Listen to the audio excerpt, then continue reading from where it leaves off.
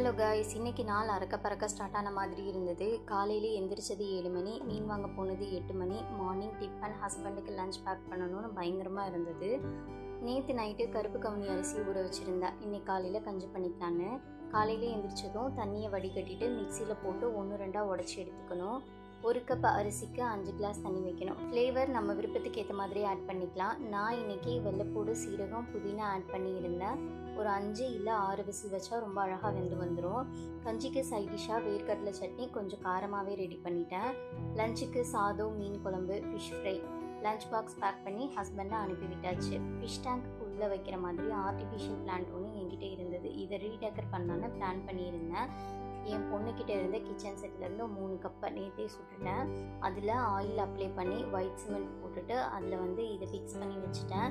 நேற்றே இதை செட் பண்ணிட்டேன். காலையில் இதை ஓப்பன் பண்ணி பார்த்தேன். சூப்பராக இருந்தது. ஹோம் டெக்கராக யூஸ் பண்ணிக்கலாம்.